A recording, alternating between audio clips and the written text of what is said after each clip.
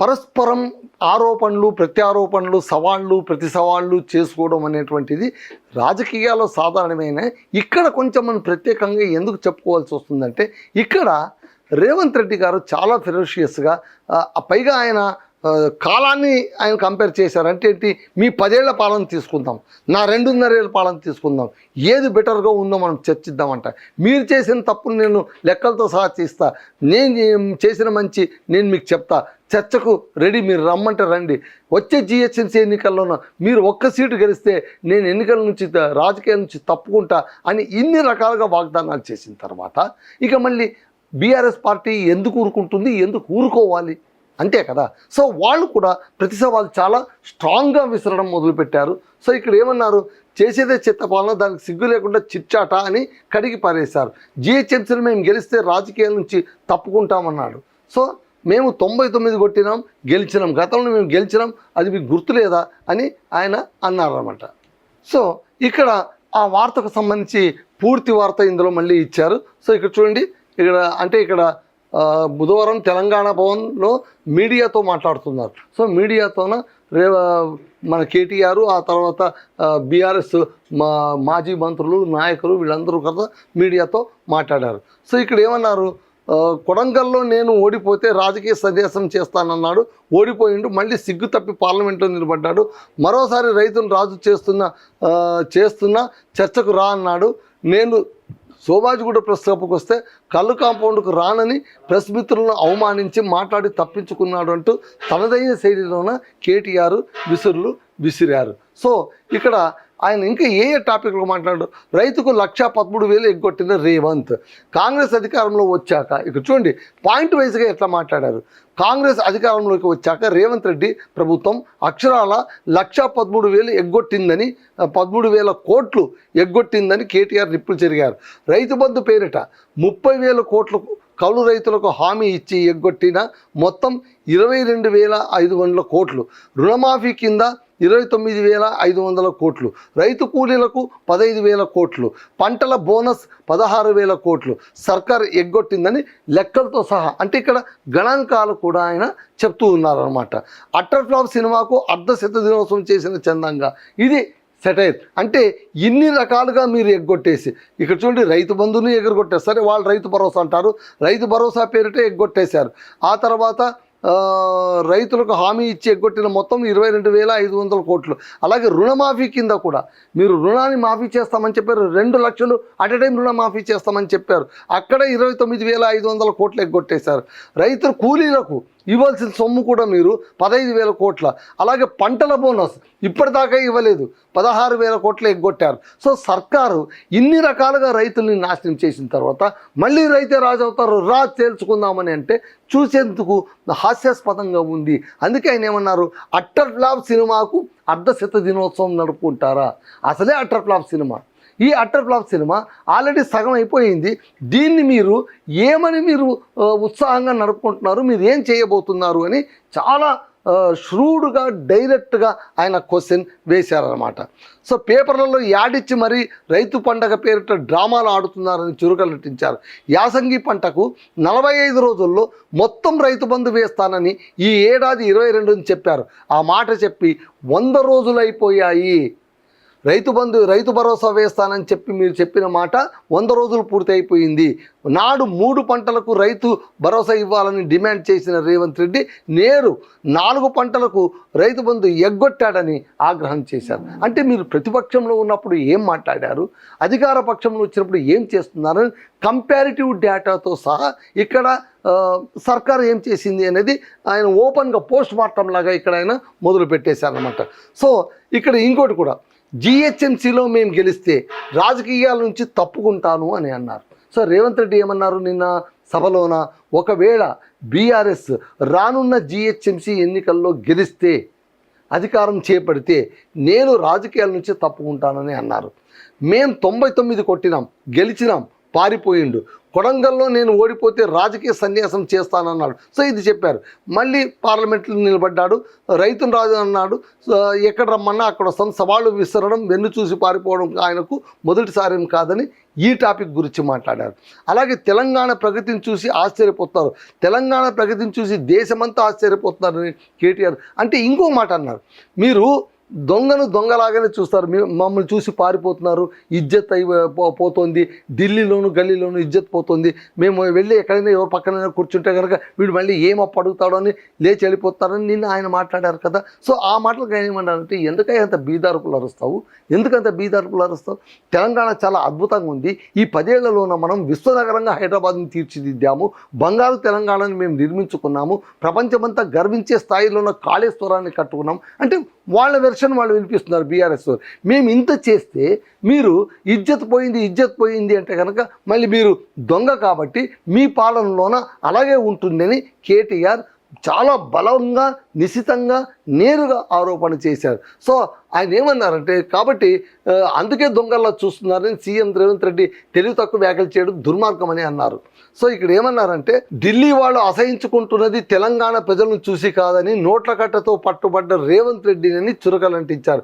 ఇప్పటికైనా ముఖ్యమంత్రి వాస్తవాలు తెలుసుకోవాలని హితవు పలికారు. ఢిల్లీకి మూటలు మోయడం బంద్ పెట్టి ఇచ్చిన హామీలపైన దృష్టి పెట్టాలని డిమాండ్ చేశారు.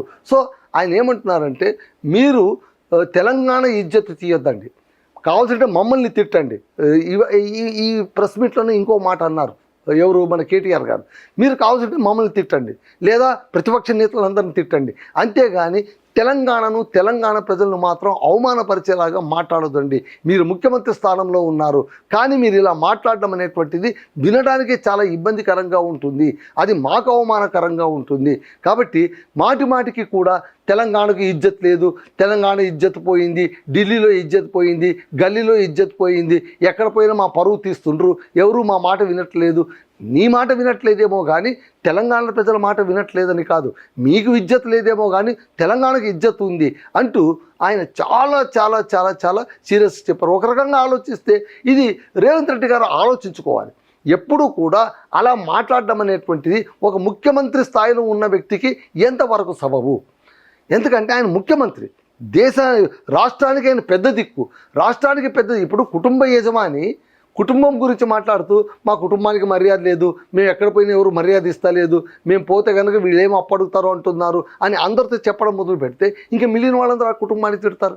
కుటుంబ యజమానే కుటుంబాన్ని తిట్టినప్పుడు మిగిలిన వాళ్ళు కుటుంబాన్ని తిట్టకుండా ఉంటారా?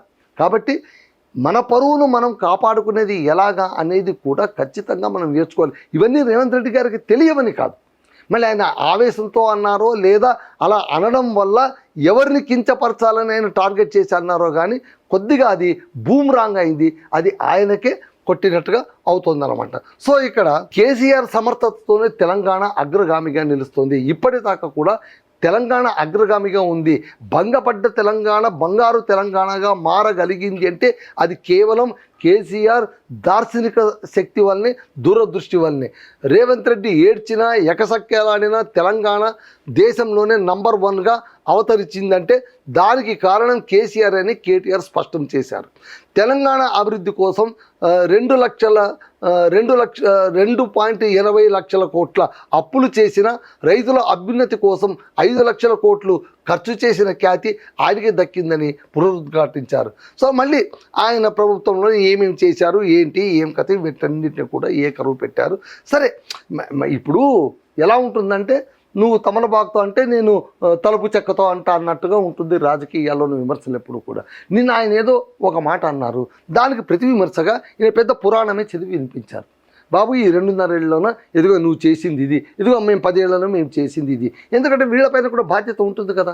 మీరు నేరుగా అలిగేషన్ చేశారు, పార్టీ పైన అలిగేషన్ చేశారు, వ్యక్తులపైన అలిగేషన్ చేశారు, మాజీ ముఖ్యమంత్రి కేసీఆర్ పైన అలిగేషన్ చేశారు, ఆయన ఫామ్ హౌస్గా పరిమితమయ్యారని అలిగేషన్ చేశారు. మళ్ళీ వీటన్నిటికీ సమాధానం ఇచ్చుకోవాల్సిన బాధ్యత మళ్ళీ ఆ పార్టీ పైన ఉంటుంది. కాబట్టి వాళ్ళు సవివరంగా, అంటే మీరు ఒక మాట మాట్లాడితే వాళ్ళు మొత్తం పేజీలుగా సమాధానాలు ఇచ్చారు. సో ఇప్పుడు ఏంటి అంటే ఎవరి మాట వింటారు? ఇప్పుడు పాఠకులు కావచ్చు లేదా ప్రజలు, తెలంగాణ ప్రజలు కావచ్చు, ఎవరి మాటలు వింటారంటే అందరి మాటలు వింటారు. కాకపోతే ఎవరి మాటలో నిజమెంత ఉందో కూడా వాళ్ళు తేల్చుకునే శక్తి ప్రజలకు ఉంది. కాబట్టి ప్రజలు వాళ్ళు ఆలోచించుకోగలరు. ఇప్పుడు 10 ఏళ్ల పాటు చక్కగా పాలన సాగించామంటున్నటువంటి బీఆర్ఎస్ని మళ్ళీ తీసుకెళ్ళి ప్రతిపక్షంలో ఎందుకు కూర్చోపెట్టారు అంటే దానికి సమాధానం బీఆర్ఎస్ ఆలోచించాలి, కాంగ్రెస్ కాదు ఆలోచించాల్సింది. బీఆర్ఎస్ ఆలోచించాలి, ఆత్మవిమర్శ చేసుకోవాలి. మేము అంతా మంచి ఇప్పటికే ఈ మధ్య కాలంలోన మీరు కేటీఆర్ కొన్ని ఇంటర్వ్యూలకు ఇస్తున్నటువంటి మాటల ధోరణి బట్టి చూస్తుంటే ఆయన కన్ఫెసింగ్ కూడా చాలా క్లియర్ కట్గా కనిపిస్తుంది, చాలా ట్రాన్స్పరెంట్గా కనిపిస్తుంది. That is most welcoming point, చాలా వెల్కమింగ్ పాయింట్. ఎందుకంటే ఆయన అంటున్నారు, ఎస్ మేము తప్పులే చేయలేదని కాదు, మేము తప్పులు చేశాము అని. టీపీఎస్సీ గురించి ఆయన మాట్లాడారు మొన్న ఒక ఇంటర్వ్యూలో. టీపీఎస్సీలోన లీకేజ్ జరిగింది, అడ్డగోలుగా అవకతవకలు జరిగాయి అన్నప్పుడు వెంటనే దాన్ని తీసి అవతల వ్యక్తుల్ని తీసి అవతల పడేసింటే అయిపోయేది, ఆ బోర్డును మొత్తం సస్పెండ్ చేసి పడేస్తే అయిపోయేది. కానీ ఆ దరిద్రాన్ని మా నెత్తిపోయిన సర్కార్ భరించడం వల్ల ఇంతవరకు వచ్చింది అని ఆయన కన్ఫెస్ అయిన మాట అయితే వాస్తవం. సో ప్రతి పాలనలో కూడా మంచి ఉంటుంది, చెడు ఉంటుంది. కానీ మనం ఎప్పుడు కూడా ఇతరులపై గురించి మాట్లాడుతూ ఇతరుల గురించే మనం టైం వెచ్చిస్తూ పోతే మాత్రం ఖచ్చితంగా వాళ్ళు ఊరుకోరు, వాళ్ళు తిరిగి మాట్లాడతారు. ప్రతి మాట, వాద ప్రతివాదం, స్పందన ప్రతిస్పందన, దీంతోనే పుణ్యకాలం గడిచిపోతే అసలు విషయం జనాలు పట్టించుకుంటారు. మీరు పట్టించుకోకపోయినా కూడా జనాలు పట్టించుకుంటారు. కాబట్టి నిన్న రేవంత్ రెడ్డి గారు శిల్ప కళారామంలోన రైతు భరోసా నిధులు విడుదల చేస్తూ ఆయన మాట్లాడిన ప్రతి మాటకు కూడా చాలా డీటెయిల్డ్గా పాయింట్ టు పాయింట్ తెలంగాణ భవన్లోన బీఆర్ఎస్ వర్కింగ్ ప్రెసిడెంట్ కేటీఆర్ గారు సమాధానం ఇచ్చారు. సో ఈ సమాధానంలోన రేవంత్ రెడ్డికి కేసీఆర్ ఫోబియా ఉంది. సో ఇక్కడ రాష్ట్ర ఆర్థిక పరిస్థితి చాలా దారుణంగా ఉన్న సీఎం మంత్రులు ఇండ్లు మాత్రం కళకళలాడుతున్నాయి. కేవలం అనుముల బ్రదర్స్ వికాసం, పొంగులూరి వికాసం, మంత్రివర్గ సహచరుల వికాసం తప్ప రాష్ట్రం వికసించడం లేదు. సరే, ఇంకా వీళ్ళు కూడా మాట్లాడతారు. ఇప్పుడు వాళ్ళు మాట్లాడినప్పుడు వీళ్ళు కూడా మాట్లాడతారు. అలాగే ఇక్కడ హరీష్ రావు హైట్ గురించి కూడా ఒకసారి మాట్లాడారు. తాటి చెట్టులా పెరిగారు అని కూడా మాట్లాడారు. అలా మాట్లాడడం సరికాదని అప్పటి నుంచి హరీష్ రావు కామెంట్ చేస్తున్నారు. అదే మాటను ఇక్కడ ఈయన కూడా జగదీష్ రెడ్డి హైట్ గురించి మాట్లాడారు.